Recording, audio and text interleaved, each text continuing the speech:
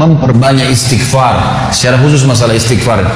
Karena ada sebuah hadis Nabi SAW yang berbunyi, bisa saja rezeki seorang hamba tertahan, ya, ditahan oleh Allah, belum dikasih, ditahan dulu karena dosa yang dia lakukan.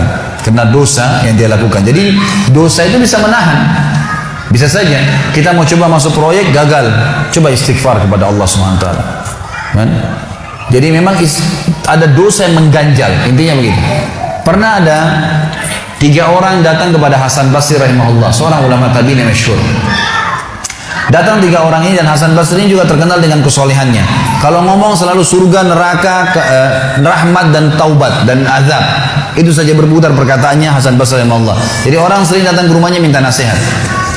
Ada 3 orang datang satu hari, antri di rumahnya. Yang satu masuk mengatakan, wahai imam, wahai kiai, wahai ustaz, saya sudah lama menikah dengan istri saya ini, tapi belum dapat anak. Sudah 10 tahun nikah nggak dapat anak. Kami sudah ikhtiar ke tabib ini, minum itu, tapi belum juga Allah takdirkan. Apa saran Anda? Maka kata Hasan Basri, perbanyak istighfar. Perbanyak, ya, bukan kerjakan istighfar, perbanyak. Terus lisanmu astagfirullah wa atubu ilaih, astagfirullah terus diucapin. Jangan berhenti. Maka kemudian keluar orang tersebut. Masuk orang kedua mengatakan, wahai imam, saya sudah lama kena penyakit di perut saya, sakit terus. Kalau sakit saya sampai nggak bisa tahan, rasanya pengen mati saja kena sakitnya. Sudah coba berobat ke sana sini nggak sembuh-sembuh. Apa saran Anda? Kata Hasan Basri, perbanyak istighfar. Perbanyak istighfar. Amalin, pulang. Datang orang ketiga mengatakan, wahai imam, saya sudah lama bekerja banting tulang. Mayoritas waktu saya sehari kerja keras, tapi saya tidak pernah kaya seperti fulan. Ditunjuk orang kaya di kota itu, di kota Basra, di Irak. Apa saran Anda? Kata Hasan Basri, perbanyak istighfar.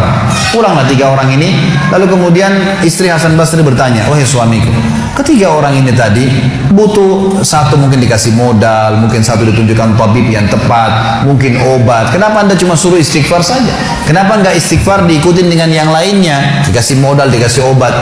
Kata Hasan Basri, wahai istriku, tidakkah kau dengar kalau mereka sudah ikhtiar dan sekarang tinggal mereka terbuntu, tertutup di sebuah pintu yang mereka tidak tahu bagaimana jalan keluarnya.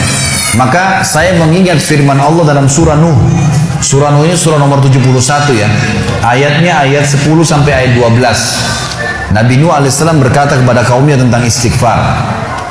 Surah Nuh surah nomor 71 ayat 7 ayat 10 sampai ayat 12. A'udzu billahi minasyaitonir rajim, faqultu astaghfiru rabbakum innahu kana ghaffara yursilis samaa 'alaikum midrara wa yumdidkum bi amwalin wa banin wa yaj'al lakum jannatin wa yaj'al lakum anhara.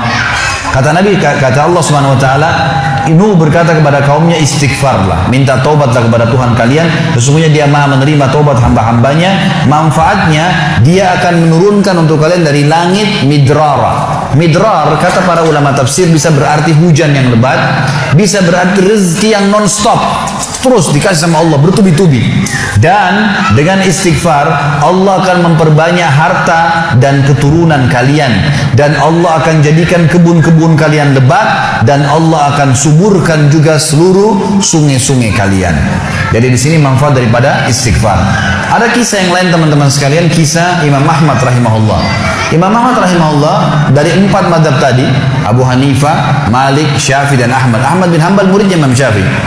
Mazhab yang keempat, Imam Ahmad rahimahullah di akhir hidup beliau ulama besar hadis. Di akhir hidup beliau pernah terlintas di benaknya untuk mendatangi sebuah kota di Irak. Kenapa ke sana nggak tahu. Pokoknya pengen ke sana gitu. Imam Ahmad pergi ke sana. Tiba di kota itu, tapi saya tidak temukan dalam riwayat ini kota apa yang dimaksud. Tiba di kota itu, Imam Ahmad tiba azan maghrib. Lihat masjid, ada satu masjid, masuk masjid itu sholat berjamaah. Orang nggak tahu dia, karena zaman dulu orang tidak ada foto, tidak tahu lihat bagaimana wajah siapa orang ini, nggak kenal. Habis sholat maghrib, Imam Ahmad duduk sedikit baca Al-Quran.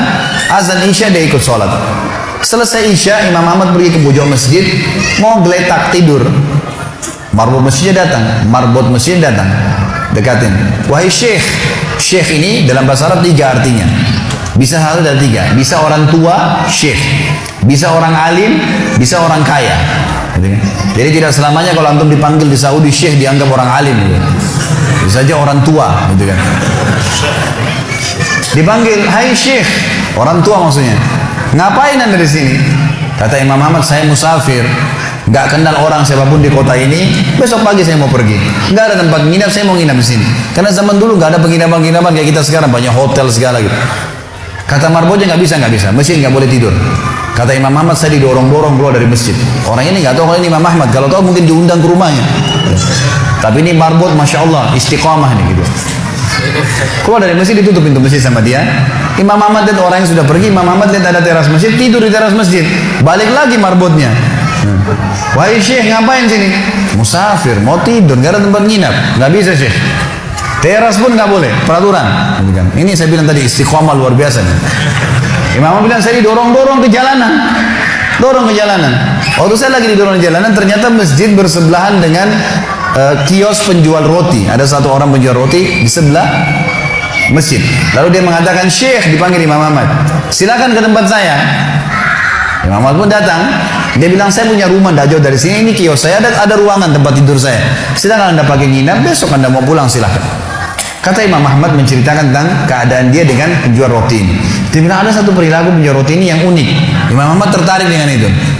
Dia bilang, setiap kali orang ini pecahin telur, ngambil terigu, ngambil garam, itu sambil astaghfirullah wa atubu ilaih, astaghfirullah wa atubu ilaih. Terus lisannya nggak pernah berhenti nih, astaghfirullah wa atubu ilaih, kecuali Imam Ahmad bilang, saya ajak ngomong atau dia bertanya pada saya.